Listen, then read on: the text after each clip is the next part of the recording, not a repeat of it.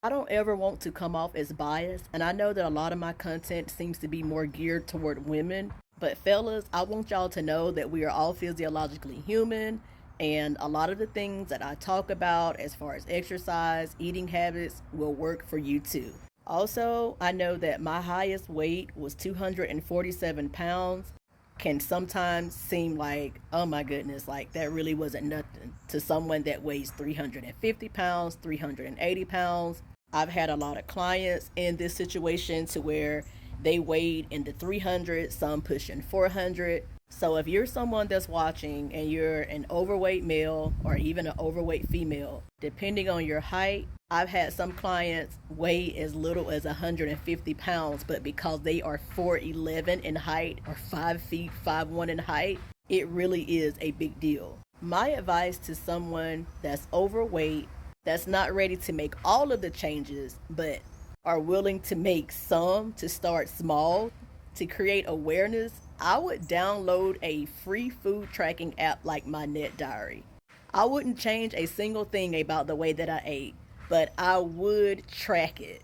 This way, at least you have a starting point, something to go on, a diary, something that is letting you know the reason why you're overweight. Tracking food is not hard, I promise. It can be a little frustrating, especially when it is not your normal, but it's something that you should do. I don't care if you eat a bag of Doritos, a party sized bag a day, if you go by McDonald's twice a day, even if you drink beer, you need to track it. I've made videos explaining before how, on average, the average person is only supposed to have about 2,000 calories a day, give or take. Calorie needs can vary depending on your height, your size, or your weight. Let me say your weight, your activity level, and your sex. I don't think I'm leaving anything out. But according to those things, some people's bodies require more than 2,000 calories. Some people's bodies require a lot less. But that's just on average. But the average American is eating anywhere from 36 to 3,800 calories a day. That is a calorie surplus.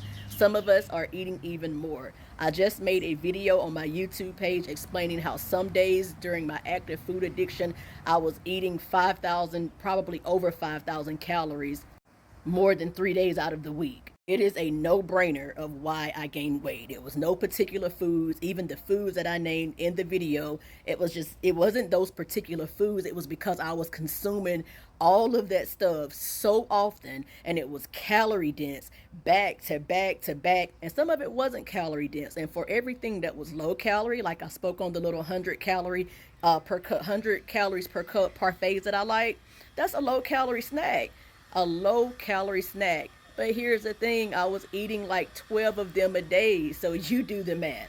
I was drinking my calories, and even though the coconut waters I like to drink were only 100 calories per can, I was drinking 6 of those a day. That's 600 calories just in drinks. So I'm not telling you to start trying to clean up your eating habits right away, but track your calories. I don't care if you have to track them for 8 months straight before you decide to make changes, but at least you'll have an understanding of why you've gained all the weight, why you're possibly still gaining weight, or maybe why you can't lose any weight.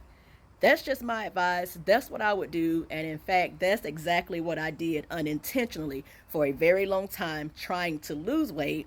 I knew what to do. Once I learned what to do, I just couldn't kick it into gear. I didn't have the discipline to buckle down and track down and just get the low calorie, high protein, everything fit into my environment just so. But one thing I never stopped doing from the day that I started was tracking my food.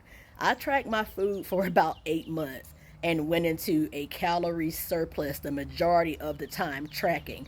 But that was just one thing I got under my belt, so that way there wasn't any inconsistencies with my food tracking. I had that under my belt throughout the course of that 7 or 8 months. I would probably maybe about 3 or 4 weeks sometimes, maybe, a month at the most. I would stay into a calorie deficit, see the scale move about anywhere, sometimes from 3 to 6 pounds, and then I would get off track and start back eating in a calorie surplus or maybe just my maintenance calories. And anyway, but the long short of it, I was able to have that data. So therefore, when I got ready to clean up my eating habits and make those changes, I knew exactly what I needed to do, exactly where I was messing up. So if I could give you any advice, it would be to start tracking your calories so that you can have a better understanding for what's going on.